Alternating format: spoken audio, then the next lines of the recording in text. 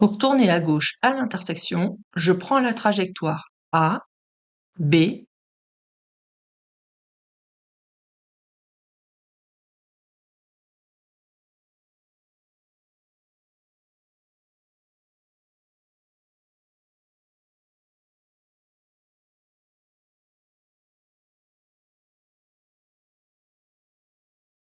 donc là, vous voyez, vous avez un terre-plein central en forme de triangle.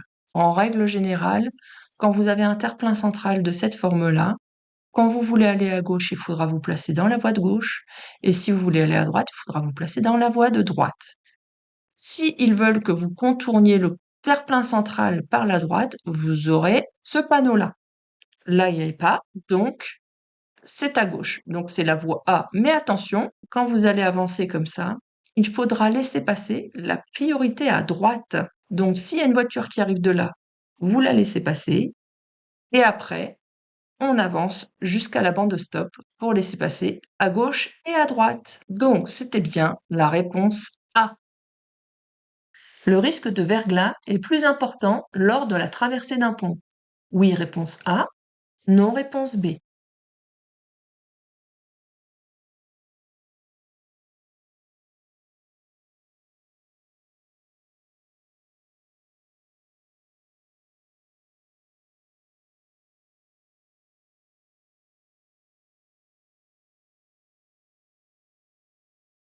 Vous avez plus de risques de verglas quand vous traversez une forêt à proximité d'un cours d'eau. Donc là, c'est ce qu'on suppose, hein, que c'est un cours d'eau. Quand vous êtes exposé au vent, à l'ombre, donc avec des coins d'humidité, et quand vous traversez un pont. Il y a plus de risques sur et sous le pont.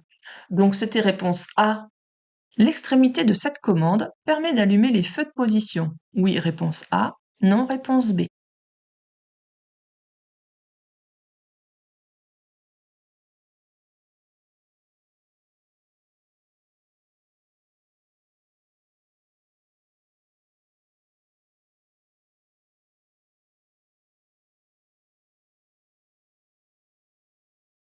Donc ça, c'est la commande de gauche que vous avez au volant.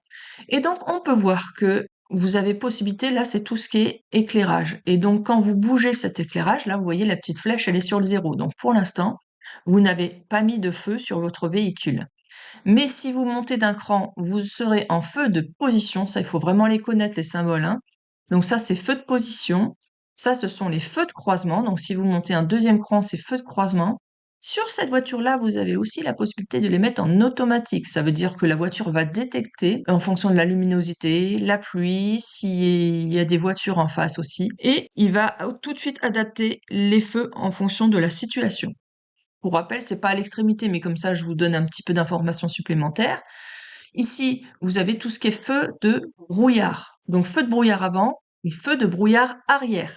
Il faut les connaître par cœur, hein. Donc, j'insiste un peu, je prends du temps pour ça. Surtout pour les nouveaux. Ça, vous devez le savoir par cœur. Donc, c'était réponse A. Je suis limité à 70 km/h dans toute l'agglomération. Oui, réponse A. Non, réponse B.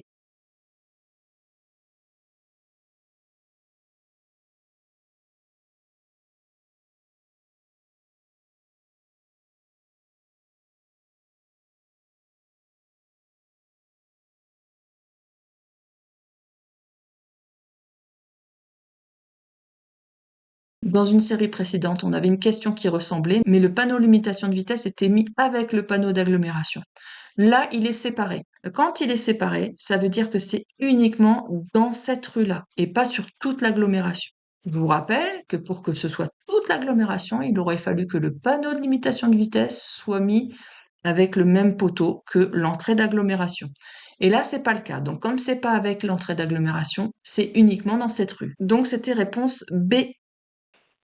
Ce panneau annonce un passage pour piétons. À hauteur du panneau, réponse A. À 50 mètres, réponse B. À 150 mètres, réponse C.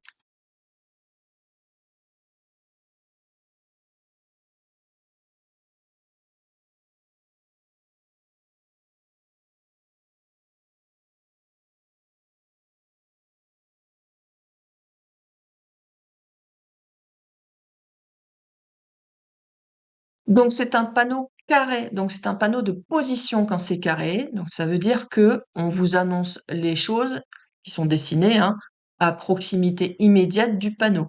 Si ça avait été mis à l'avance, ça aurait été un panneau triangulaire comme celui-ci qui nous annonce un danger et il est mis à l'avance, donc en fonction de si vous êtes en agglo ou pas. Donc en agglo, 50 mètres avant et hors agglomération, 150 mètres avant. Mais là, c'est un panneau de position, donc c'est à hauteur du panneau. Réponse A. Un feu tricolore ne fonctionne pas lorsqu'il clignote jaune en bas. Réponse A. Clignote jaune au milieu. Réponse B. Et jaune fixe au milieu. Réponse C. Est éteint. Réponse D.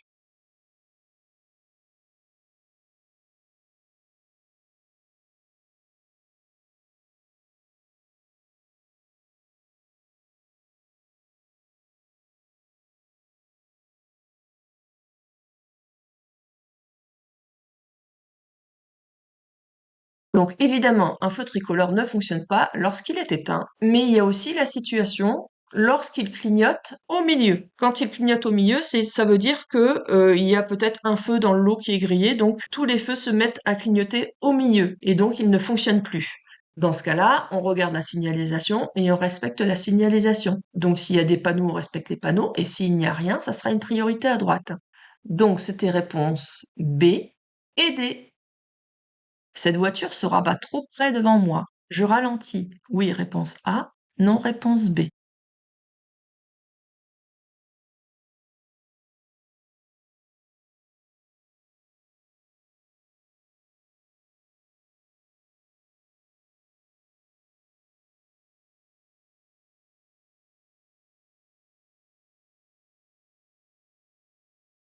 Alors, là, elle se rabat et elle aura pas du tout les distances de sécurité vers l'avant. Déjà que c'est un peu juste ici.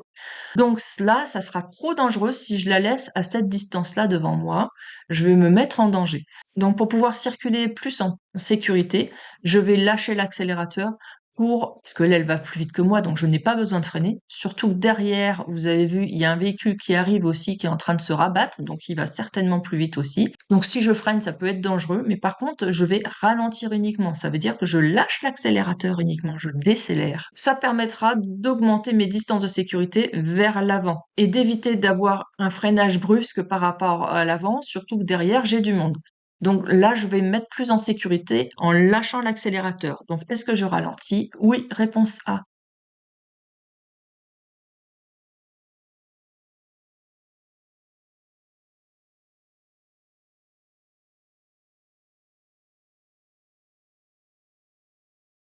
À cet emplacement, je peux m'arrêter. Oui, réponse A. Non, réponse B. Stationner. Oui, réponse C. Non, réponse D.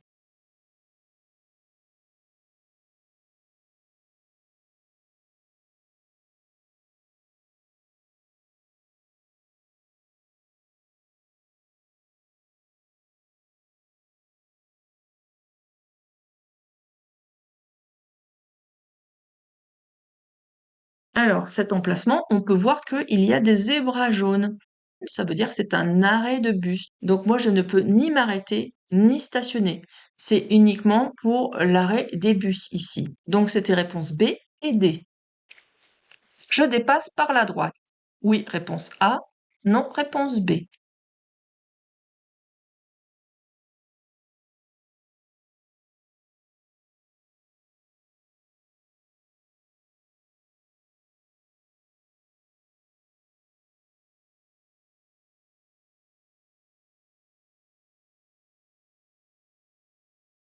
Ici, c'est une voie réservée. Il n'y aurait pas eu de voie réservée. Peut-être que j'aurais eu le droit de dépasser par la droite, à condition que je puisse le faire en toute sécurité. Et là, je peux pas le faire en toute sécurité d'ailleurs, parce que vous avez vu, en plus de ça, il y a un skateboard ou une trottinette, je ne sais pas trop, qui arrive derrière. Donc moi, je risque de lui passer juste devant le nez. En plus de ça, là, c'est une bande cyclable. Vous n'avez pas le droit de circuler dessus. Vous avez le droit uniquement de la traverser. D'ailleurs, vous avez vu ce marquage-là, vous autorise à traverser. Donc, je ne peux pas l'utiliser pour dépasser ce véhicule par la droite, même s'il tourne à gauche. Donc, c'était réponse B.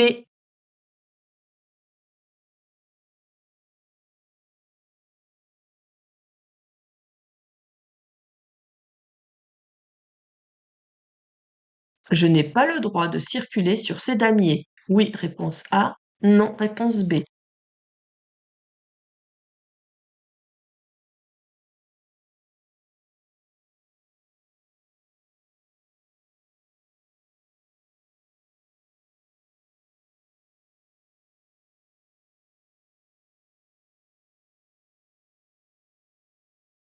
Alors, les damiers qui sont blancs, là, ça veut dire en fait qu'on va traverser une voie réservée. Donc, ça va être souvent quand on tourne à gauche ou à droite, on va rencontrer ce type de damier. On n'a pas le droit de s'y arrêter ni de stationner, mais en revanche, j'ai quand même le droit de le franchir. Mais après, je vais respecter mes règles de priorité de passage. Donc là, c'était réponse B, puisque j'ai le droit de circuler dessus. Je peux être verbalisé si ma voiture fait trop de bruit. Le jour, oui, réponse A. Non, réponse B. La nuit, oui, réponse C. Non, réponse D.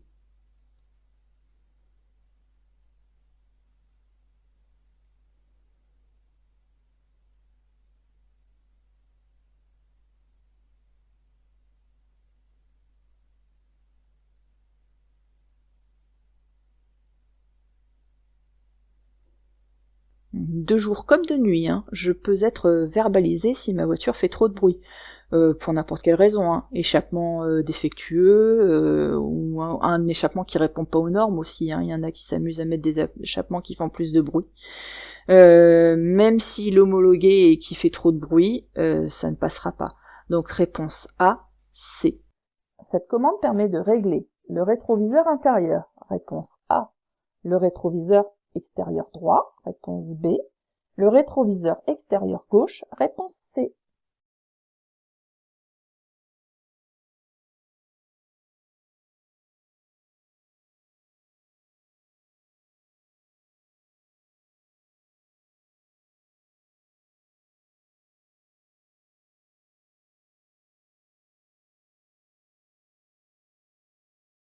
Alors souvent, on a ce bouton-là au niveau de la portière sous votre vitre.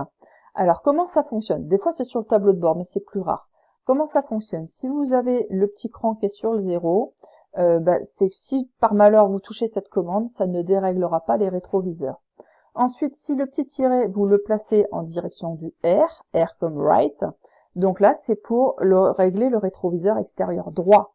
Et là le L comme left, gauche, donc c'est pour régler le rétroviseur gauche. Donc dans ce cas-là, il faudra l'incliner sur la gauche. OK? Mais c'est en aucun cas pour régler le rétroviseur intérieur qui lui se fait manuellement. Il faut lever votre main et puis l'attraper et l'incliner plus ou moins haut ou plus ou moins à gauche ou à droite en fonction de votre position de conduite. Donc là, c'était réponse B et C. Il faut posséder à bord du véhicule au minimum un gilet réfléchissant. Réponse A. 2 gilets réfléchissants. Réponse B.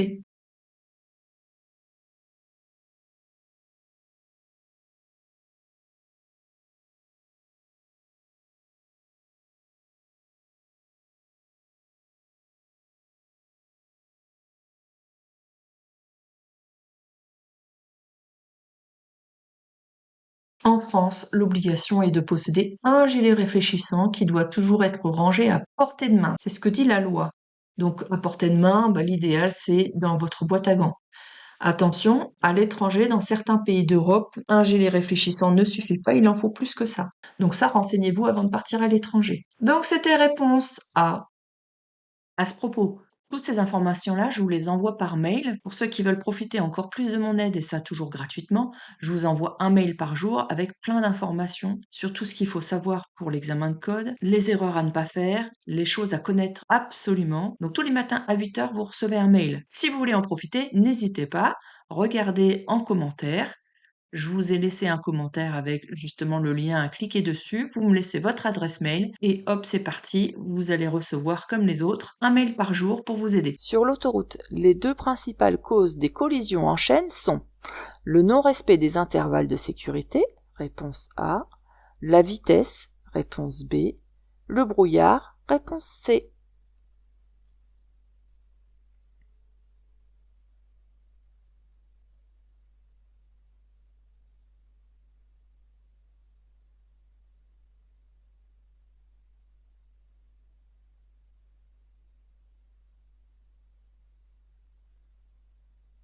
Donc là, on vous demande les 2 principales causes. Donc il faut bien répondre à 2 réponses possibles. Donc là, c'est le non-respect des intervalles et la vitesse. Le brouillard, c'est pas une cause, c'est le comportement du conducteur qui est la cause. Donc là, c'était réponse A et B. J'ajoute du liquide de refroidissement dans l'orifice. A, réponse A. B, réponse B. C, réponse C.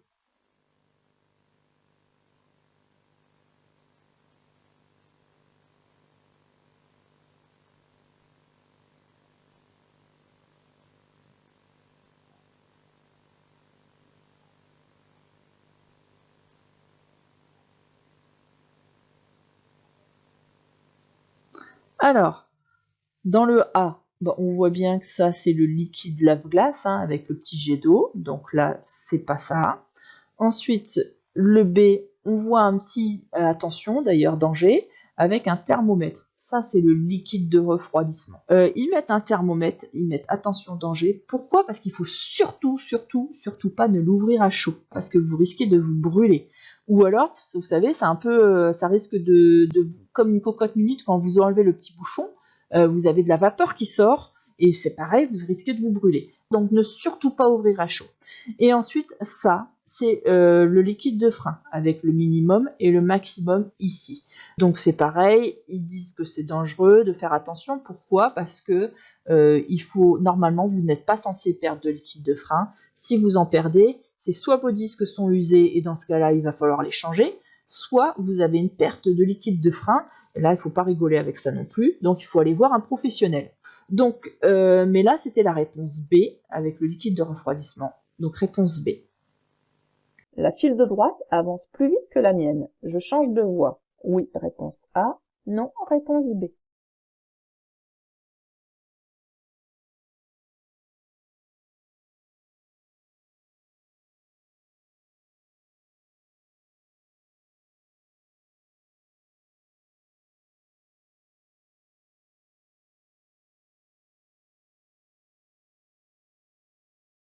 Alors, on va pas s'amuser à changer de voie à chaque fois en fonction de la vitesse d'une file ou d'une autre. Bon, surtout que c'est prouvé, ils ont fait des études là-dessus, que finalement, sur une distance quand même assez longue, les 2 voies avancent à la même vitesse. Donc, vous ne serez pas gagnant. Et en plus de ça, vous risquez de provoquer des ralentissements inutiles et donc de devenir dangereux pour vous et pour les autres. Donc, c'est réponse B, on ne change pas de voie. Je risque l'éblouissement au lever du soleil. Oui, réponse A. Non, réponse B.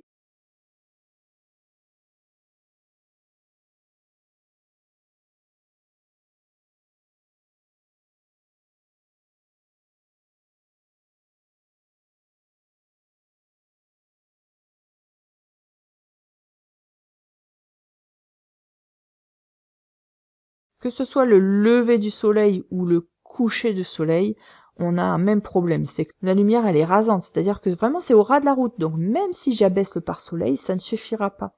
Donc là c'était réponse A. Je peux circuler avec les feux de position accompagnés des feux de brouillard avant, réponse A, les feux de croisement, réponse B, les feux de route, réponse C.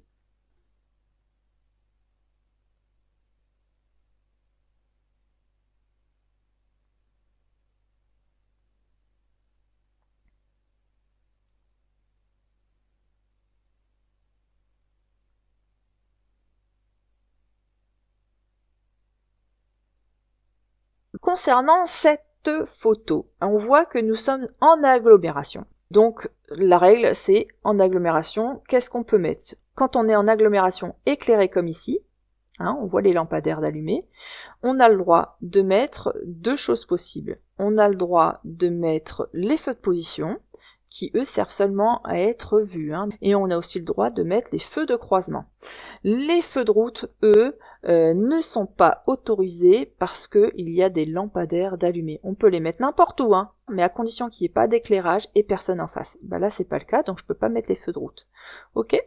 Les feux de brouillard avant, c'est seulement s'il y a du brouillard, de la neige, de la pluie, c'est pas le cas, d'accord ? ou sur une route étroite et sinueuse en complément des feux de route. Donc ce n'est pas le cas non plus. Donc je ne peux pas mettre mes feux de position accompagnés des feux de brouillard avant. Les feux de position uniquement, oui, mais là je n'ai pas à mettre mes feux de brouillard avant. Donc c'était réponse B. Je ralentis. Oui, réponse A. Non, réponse B.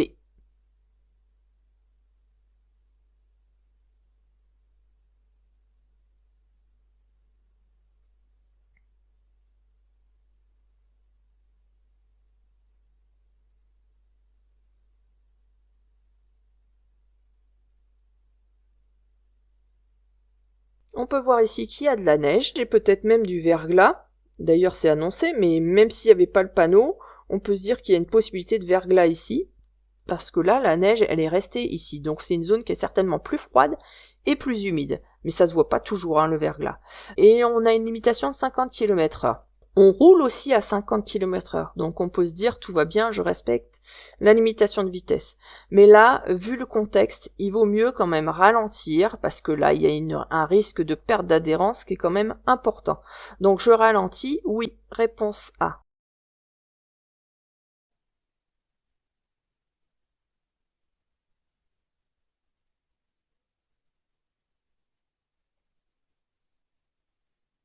Les voitures peuvent arriver de droite, oui, réponse A, non, réponse B.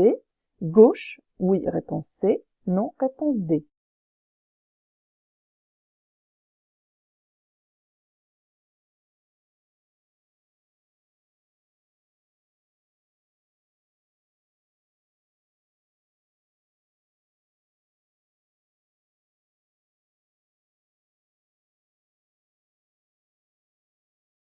Alors, si on revient en arrière dans la vidéo, on peut voir que il y avait un panneau qui nous annonce donc une priorité à droite, hein, que vous voyez ici.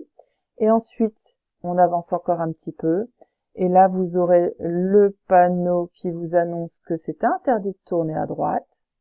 Et un peu plus loin, on arrive en fin de vidéo. Et donc, en fin de vidéo, vous avez vu ici, il y a un panneau sens unique sur la gauche. Et là, il y a un panneau sens interdit sur la droite. D'accord ? Donc, si j'ai un sens interdit, ça veut dire que moi, je ne peux pas y aller, mais que forcément, il va y avoir des voitures qui vont arriver de ce côté-là. Ici, si j'ai un sens unique, ça veut dire que la route, elle est que dans ce sens de circulation. Donc, moi, je peux y rentrer dedans, mais personne n'arrivera dans l'autre sens. D'accord ? Donc là, les voitures, est-ce qu'elles peuvent arriver de droite? Oui. Moi, je peux pas y aller, mais les voitures arrivent forcément de droite. Est-ce qu'elles peuvent arriver de gauche? Non, parce que c'est un sens unique. Donc moi, je peux y rentrer, mais personne ne circulera dans l'autre sens. Donc c'était réponse A et D. L'éblouissement allonge le temps de réaction. Oui, réponse A. Non, réponse B. Fausse l'évaluation des distances. Oui, réponse C. Non, réponse D.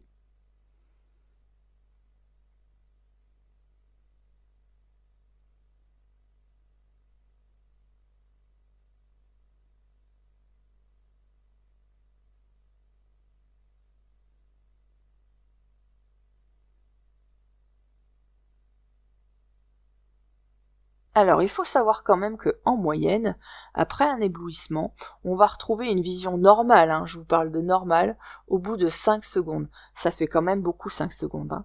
Alors, qu'est-ce qui se passe? L'éblouissement, ça allonge la durée du temps de réaction et ça fausse l'évaluation des distances. Alors, pourquoi ça allonge le temps de réaction? C'est parce qu'on discerne pas bien les choses.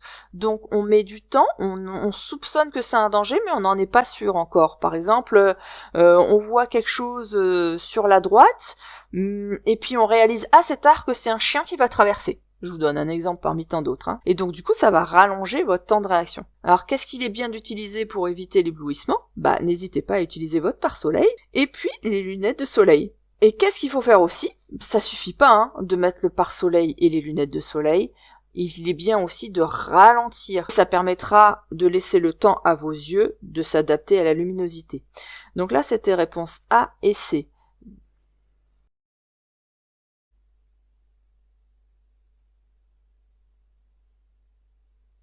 Comme la voiture noire, je peux dépasser la voiture grise par la droite. Oui, réponse A. Non, réponse B.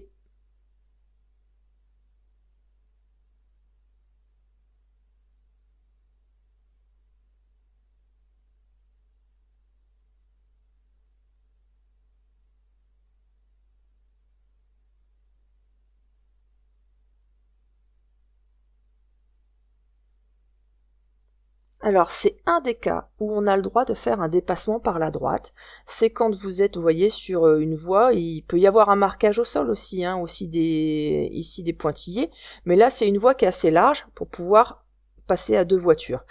Mais si vous avez la voiture là qui veut tourner à gauche, dans ce cas-là, vous avez le droit de passer plus vite qu'elle par la droite, parce qu'elle veut tourner à gauche. Ça, c'est un des cas. Donc là, c'était réponse A. Je peux dépasser la voiture grise par la droite. La distance de sécurité est la distance parcourue pendant le temps de réaction multiplié par 4. Oui, réponse A. Non, réponse B.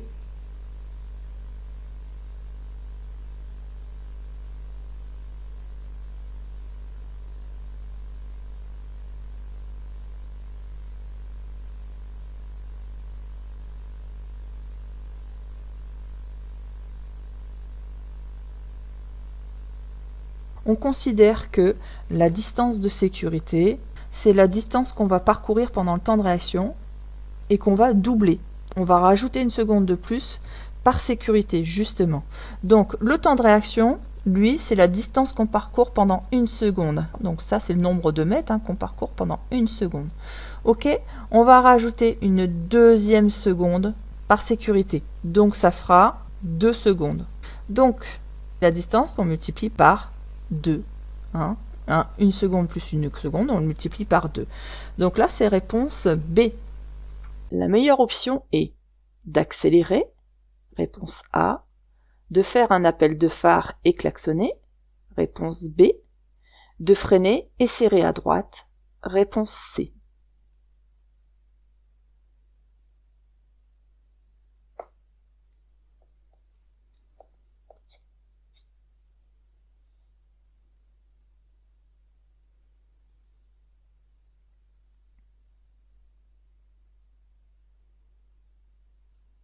Alors, qu'est-ce qui se passe? On est sur une route à double sens de circulation. On voit des véhicules qui circulent dans ce sens-là et des véhicules qui arrivent en face. Et il y a un véhicule qui est en train de me dépasser. Alors, il a mal estimé un petit peu sa distance de dépassement et là, il se retrouve en fin de dépassement mais avec un véhicule qui arrive en face à très faible distance. Donc, qu'est-ce que je dois faire? Si j'accélère, il n'aura plus du tout la possibilité de se rabattre, d'accord? Parce que je vais me retrouver à sa hauteur et lui il va devoir soit accélérer encore beaucoup plus fort pour pouvoir passer devant, à mon avis ça va être très difficile pour lui, soit il va devoir freiner fortement pour pouvoir passer derrière, ce qui va le mettre aussi en difficulté. Si je fais un appel de phare ou si je klaxonne, ça ne changera rien à la situation, ça n'évoluera pas. Si je freine et je serre à droite, et bien dans ce cas-là, ça risque d'être la meilleure solution. Pourquoi? Parce que il est déjà devant moi. Donc il lui manque plus grand-chose pour pouvoir se rabattre. Donc si je me serre à droite et puis que je freine, ça va lui laisser la possibilité de se rabattre tout de suite et d'éviter le véhicule qui est en face. D'accord? Donc là, c'était la réponse C. Cet autocar doit me faciliter le passage. Oui, réponse A. Non, réponse B.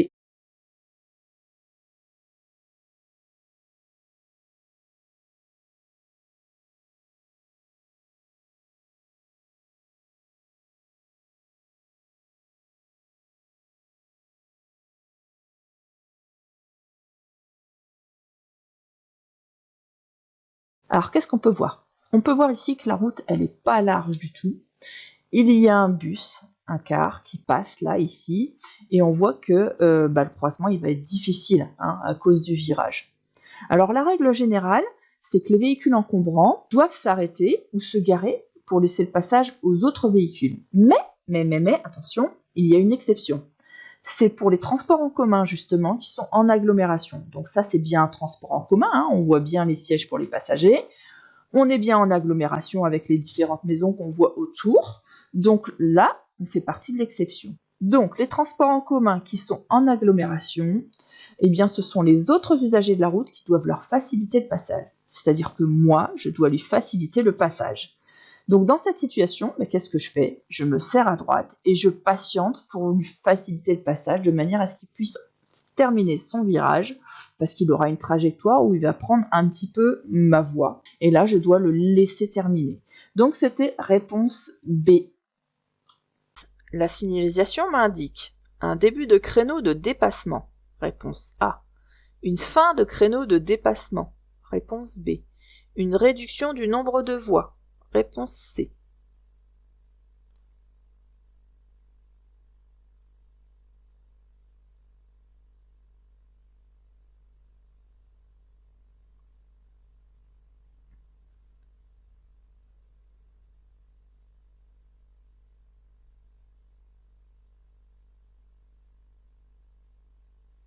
Alors, ce panneau-là, qu'est-ce qu'il m'indique? Est-ce que ça m'indique un début de créneau de dépassement? Eh bien non, c'est ce panneau-là, un début de créneau de dépassement. Donc il ne faut pas confondre. Vous avez vu la différence? Là, ça commence. Et là, finalement, vous voyez, les deux voies se réduisent en une voie. Donc ça se termine. Donc comme il y a deux voies qui se réduisent en une voie, eh bien, il y a une réduction du nombre de voies. Donc là, c'était réponse B et C. Toutes les boîtes de vitesse ont la même grille. Oui, réponse A. Non, réponse B.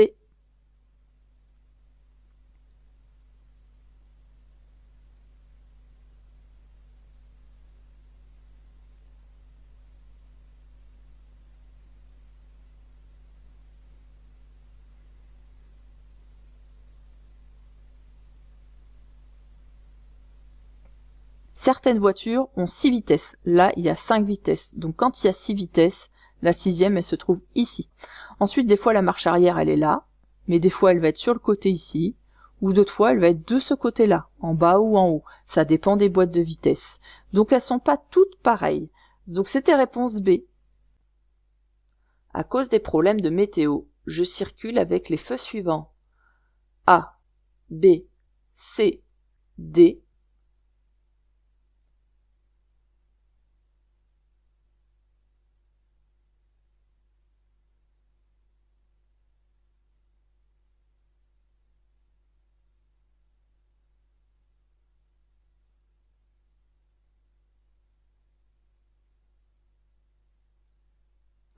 Alors, il pleut, même si on a quand même une bonne visibilité, il pleut. On le voit bien, le pare-brise, là, il y a de la pluie sur le pare-brise. Donc, quand il pleut, je dois mettre mes feux de croisement. En complément de mes feux de croisement, je peux aussi rajouter, si je veux, mes feux de brouillard avant, parce que j'ai le droit en temps de brouillard, neige et pluie. Les feux de route et les feux de brouillard arrière sont interdits. Alors, quels sont les symboles? On a dit qu'on avait le droit de mettre les feux de croisement. Les feux de croisement, c'est ce symbole-là. Si vous avez un doute, vraiment, il faut l'apprendre par cœur, parce que vous aurez d'autres questions là-dessus. Et en circulation, quand vous allez apprendre à conduire, il faudra aussi connaître vos symboles. Donc ça, feu de croisement. Ensuite, le feu de brouillard avant, c'est celui-ci. Donc A et C. Ça représente les feux de route. Et ça représente les feux de brouillard arrière. Donc si vous ne les connaissez pas, notez et apprenez par cœur. Donc là, c'était réponse A et C. Dans cette situation, je m'arrête en A, B,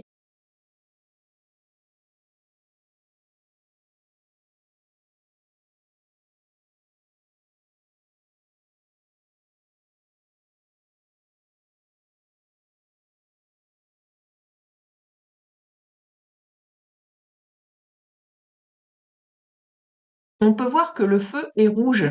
Donc quand le feu est rouge, je dois m'arrêter avant le feu, au niveau de la ligne d'effet du feu. Donc la ligne d'effet du feu, elle est ici. Juste après, c'est le sas des cyclistes. Donc moi, je dois m'arrêter avant le sas des cyclistes, en A.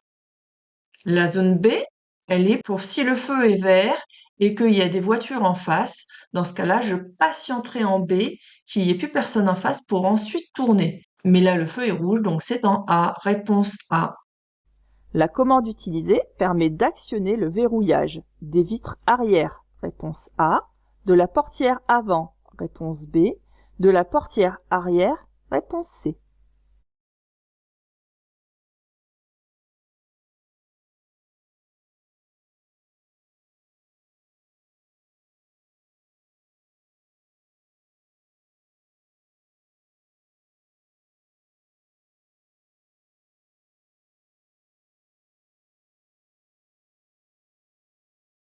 Alors ici, vous voyez, ça se fait avec une clé.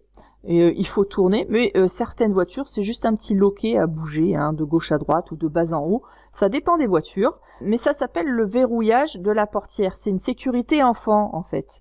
Donc c'est fait pour les portières arrière. Comme ça, si l'enfant essaie de tirer sur la poignée pour ouvrir la portière, il ne pourra pas le faire. Donc quel est l'intérêt? C'est que ça évite que la portière s'ouvre alors que vous êtes en train de rouler et que l'enfant tombe par terre alors que la voiture est en mouvement. Et puis aussi, ça évite que l'enfant ouvre la portière pas au bon moment. Par exemple, vous êtes garé, vous êtes arrêté et l'enfant est du côté de la route. S'il ouvre la portière alors qu'un véhicule arrive derrière, et il risque de se faire arracher la portière. Et s'il lui descend par la même occasion, il va se faire renverser par la voiture qui arrive sur la route. Donc là, pour pouvoir ouvrir la portière, il faut que ce soit une personne à l'extérieur de la voiture, donc par exemple le conducteur. Il descend et il va ouvrir la portière à l'enfant puisqu'il ne pourra pas le faire de lui-même. Donc là, c'était réponse C. Dans cette situation, je klaxonne, réponse A. Je mets mes feux de détresse, réponse B. Je fais un appel de phare, réponse C. Je ralentis, réponse D.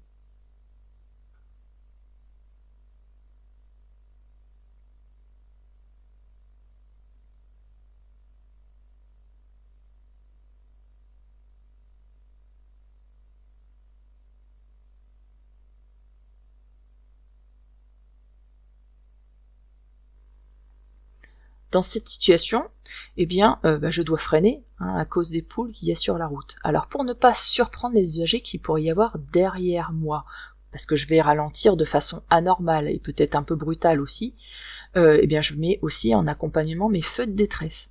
Alors klaxonner ou faire un appel de phare, ça n'apporte rien dans ce cas, hein, et je risque même d'affoler les poules qui vont partir dans tous les sens. L'idéal, c'est qu'il faut avancer très doucement pour que les poules s'écartent lors de mon passage. Elles vont finir par comprendre mon attention. Donc, ces réponses, B, je mets mes feux de détresse, et D, je ralentis. Un accident vient de se produire. J'appelle les secours. Avant d'avoir évalué l'état des victimes, réponse A. Après avoir évalué l'état des victimes, réponse B.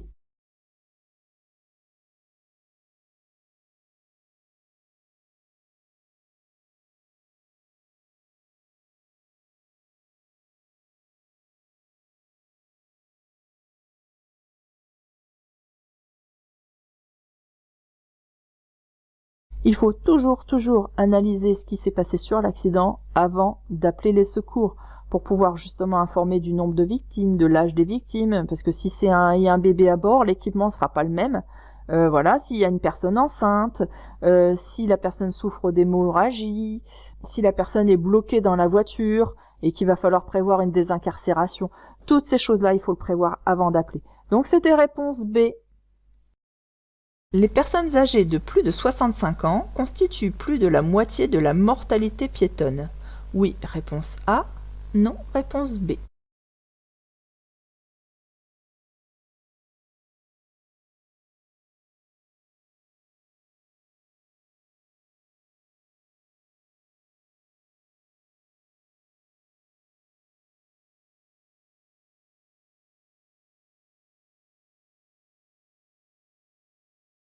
Eh oui, c'est vrai. Alors il y a deux catégories de piétons qui sont très vulnérables. Il y a les jeunes enfants, qui sont nombreux à être blessés, mais il y a surtout les personnes âgées de plus de 65 ans, qui elles représentent un peu plus de 50% de la mortalité piétonne. Et puis vous avez un chiffre à retenir aussi, ça c'est en dehors de cette question-là, mais je vous la donne comme ça, n'oubliez pas de la noter. Vous avez à peu près 20% des personnes tuées sur les routes françaises qui sont des piétons. Donc les piétons représentent 20% des personnes tuées. Donc ça c'était le petit aparté.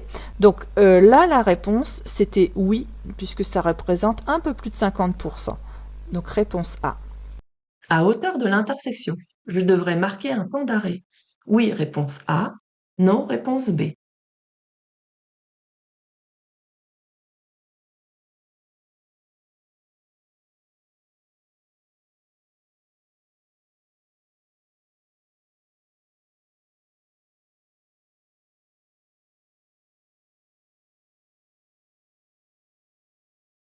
Le panneau nous annonce donc une intersection avec un système de priorité à droite. Donc, ce qui veut dire que s'il y a une voiture qui arrive de la droite, là, je devrais ralentir ou m'arrêter si besoin On verra bien en fonction de l'allure de l'autre et de mon allure et de la distance, mais je devrais le laisser passer. Sous n'importe quelle forme, comme je vous disais, on n'est pas obligé de s'arrêter. Et en plus de ça, s'il y a personne, on n'est pas obligé de s'arrêter non plus. On va juste ralentir pour pouvoir observer, voir s'il y a quelqu'un. Et si après on est sûr qu'il y a personne, on peut enchaîner, on peut continuer la route. Donc là, attention, c'est bien écrit, je devrais, hein. Est-ce que je suis obligé de marquer un temps d'arrêt? Non, je n'ai pas obligation de marquer un temps d'arrêt. C'est uniquement avec un stop où je dois marquer un temps d'arrêt. Donc là, c'est réponse B. Je me rapproche de ce véhicule pour l'inciter à rouler plus vite. Oui, réponse A. Non, réponse B. Je m'écarte pour voir si le dépassement est envisageable. Oui, réponse C. Non, réponse D.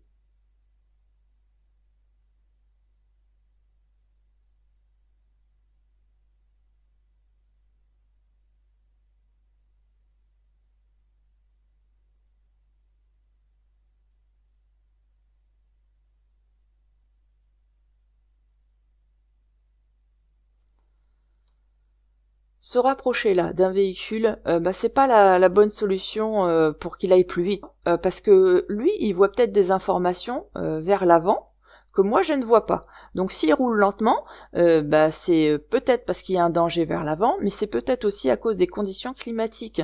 La route là, elle semble vraiment très glissante, donc je prendrais moi des risques inutiles à vouloir le dépasser. Surtout qu'en plus de ça, il y a un petit peu de brouillard, donc je n'ai peut-être pas une visibilité maximum vers l'avant.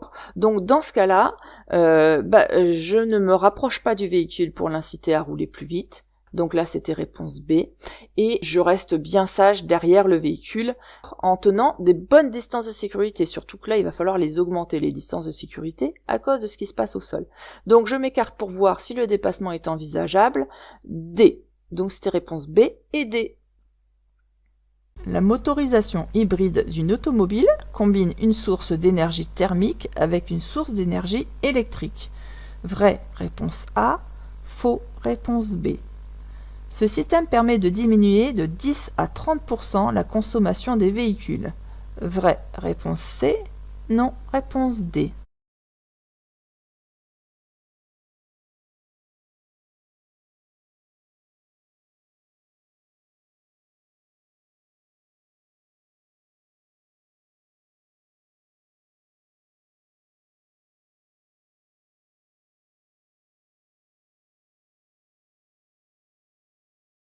Alors, une voiture hybride, elle utilise deux types de motorisation. Donc, elle utilise la motorisation thermique et la motorisation électrique. Donc là, c'était bien réponse A. Ensuite, est-ce que ce système permet de diminuer de 10 à 30% la consommation des véhicules? Eh bien, c'est vrai, parce que son objectif principal, donc du véhicule hybride, c'est d'utiliser de façon optimale, c'est-à-dire la meilleure de toutes les façons, la source d'énergie. Donc ça permet de limiter les émissions de CO2, donc la pollution, et de réduire forcément votre consommation de carburant. Donc ça va vous limiter les frais aussi au moment où vous allez acheter votre carburant aussi. Donc c'est réponse A et C.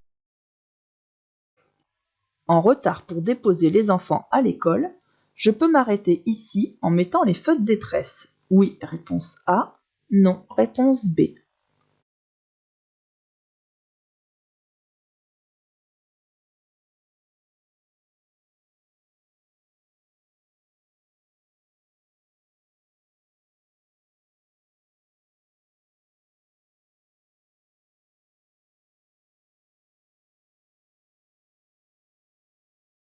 Donc vous êtes sur la chaussée et vous bloquez les véhicules qui sont déjà en stationnement sur le côté. Le stationnement en double fil, c'est interdit. Qu'est-ce que je dois faire? Je dois aller un petit peu plus loin pour chercher une place de stationnement. Donc c'était réponse B.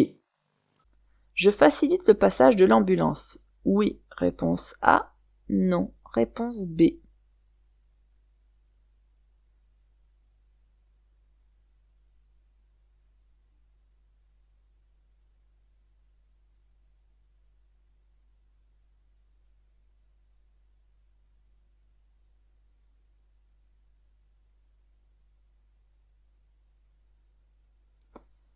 Alors, cette ambulance, elle est en mission urgente parce qu'on le voit avec ces avertisseurs là. Donc là, c'est bien de lui faciliter le passage dans cette situation. Donc moi, je vais ralentir, je vais mettre mon clignotant à droite pour l'informer que j'ai l'intention de la laisser passer et je vais serrer le bord droit puisque j'ai la possibilité de le faire. Donc je facilite le passage de l'ambulance. Oui, réponse A. Je peux circuler avec les feux de position seuls. Réponse A. Les feux de croisement. Réponse B. Les feux de route. Réponse C.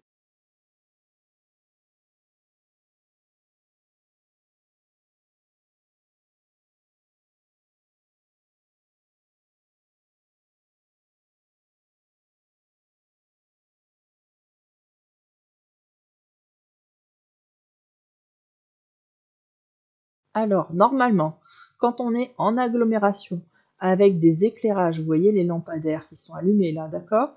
Quand il y a de l'éclairage, je peux circuler soit en feu de position, soit en feu de croisement. Mais il y a une donnée à prendre en compte, c'est que là, il pleut. Donc, comme il pleut, je dois rouler en feu de croisement uniquement. Donc, réponse B.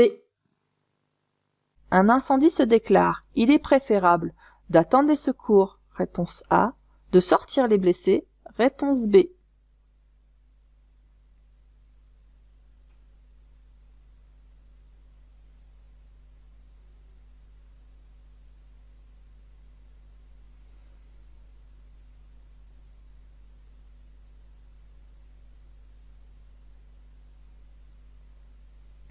En règle générale, quand il y a un accident, je ne dois pas bouger les blessés. Sauf si ce blessé est en danger. Là, la voiture prend feu, donc il est vraiment en danger, il faut le sortir immédiatement. Donc là, c'était réponse B.